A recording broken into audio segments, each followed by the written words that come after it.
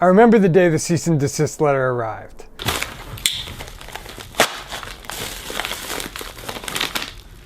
I'd just gotten back from the NAMM convention in early spring of 2016. At first I thought it was a joke, but there it was in my inbox. Long story short, I needed to either remove every instance of a phrase from one of my lessons or delete that lesson entirely. So obviously, let's back up. It was around 2005 that I discovered drums on YouTube were a thing. Until then, we'd have to watch little excerpts on sites like Drummer World. And we'd watch our favorite clips of people like Vinny or Dennis Chambers or Brian Blade. But then we got YouTube, and all of a sudden it was like somebody took the blindfold off. Drum videos were everywhere, and many of them were from drummers who weren't names.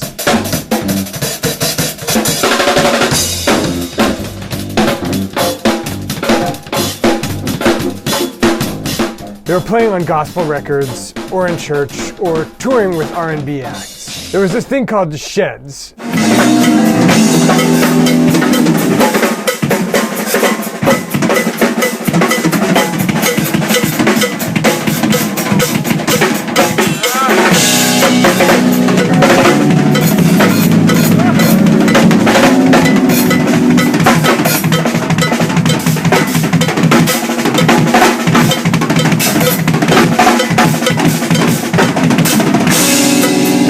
All these guys were doing a certain style, which was kind of like Vinny, Dennis, and Weckl, but also kind of different. I think you know where I'm going with this. There was one YouTube channel above all others that was bringing these drummers to us. Thomas Pridgen.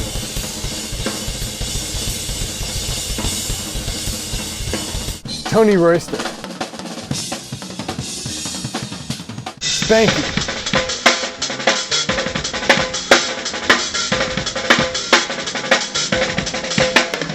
And a bunch of sheds with drummers who would later become household names. This was the channel. I'm changing the name because of the cease and desist letter. You don't have to tell me twice.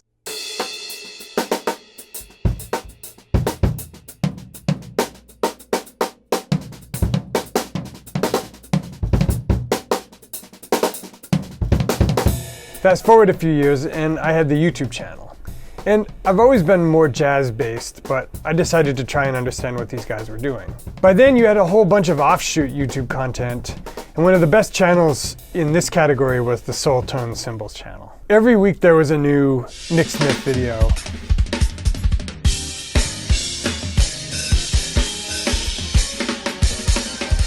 And there was even a series from Jaron Garnett called Building Blocks to Greetings, folks.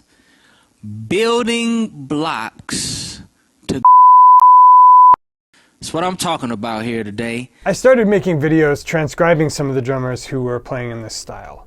Nick, Tony Royster, Justin Tyson. And by the fall of 2015, I had a clinic to do in LA before the NAMM show, so I decided to try to wrap my head around the whole concept in a single lesson. I called it How to Hack. It's still one of the lessons I'm most proud of. What is the kind of essential thing that drummers like Chris Coleman and Aaron Spears are doing that makes them different than your normal sort of everyday rudiments? Oh, and I wasn't the only one. A lot of drummers started doing lessons around. So, is the name still relevant? I asked this rhetorically a few weeks ago in the comments to Rob Brown's excellent new video.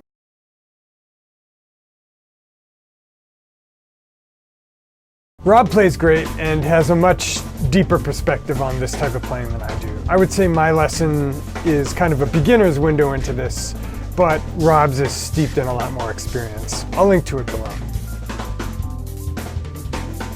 Anyway, let's get a little abstract. Have you heard the word eponym?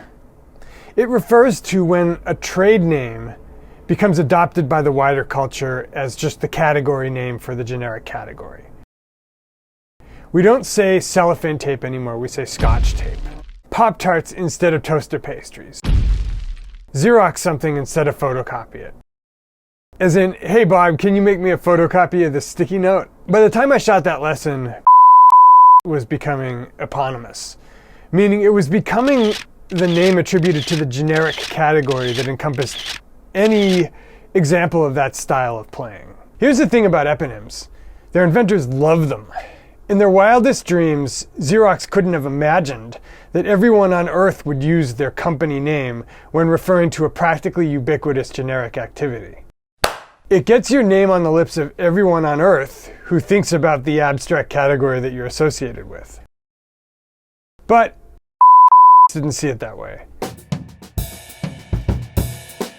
In 2016, after I got my cease and desist letter and posted about it publicly, a lot of other drummers came out of the woodwork and told me privately that they'd gone through the same situation. It was, to paraphrase its founder, not an eponym at all. It was the registered trademark of the company behind the channel, and only they wanted to be the ones allowed to use it.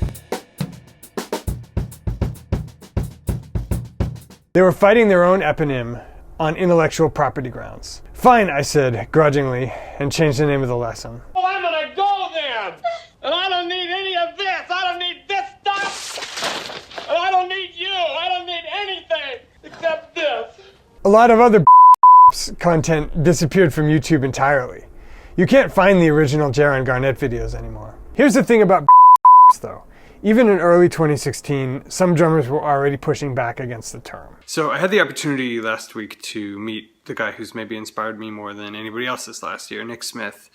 And Nick was pretty adamant that he didn't believe were a real thing. And later that year, Chris Coleman fired a shot across the bow. Honestly, it's just a title to something somebody saw and they didn't understand what it was. Honestly. And I have a lot of gospel friends who are totally feel disrespected by the term. I should say, in this time frame, released some excellent new videos and made public a lot of great videos like some of these 3-hour-long epic sheds which had previously been behind a paywall. So in 2019, is the phrase still relevant? And as we try to answer that question, I invite you to consider one possibility. And that possibility is that drums have evolved past it. Here are just a few things that have happened on the internet since that spring of 2016 when cracked down on the usage of their name. Snarky Puppy.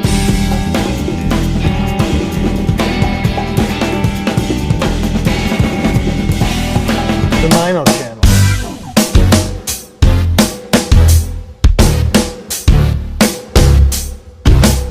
VF Jams.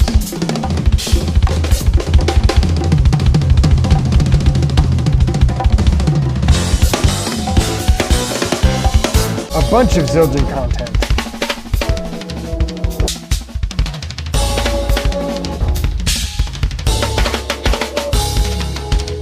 The rise of Instagram drum stars.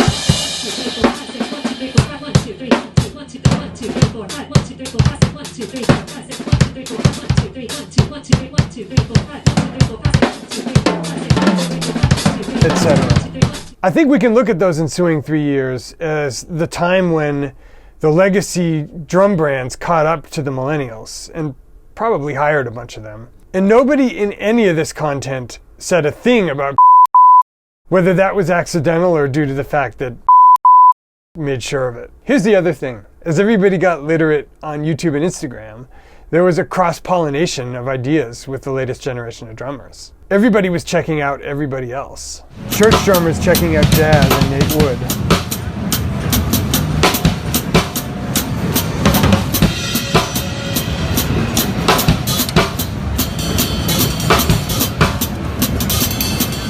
Jazz drummers checking out gospel stuff.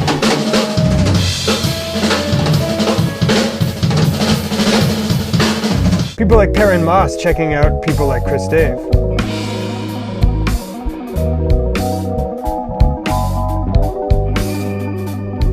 Now, more than ever, it's truly just drumming.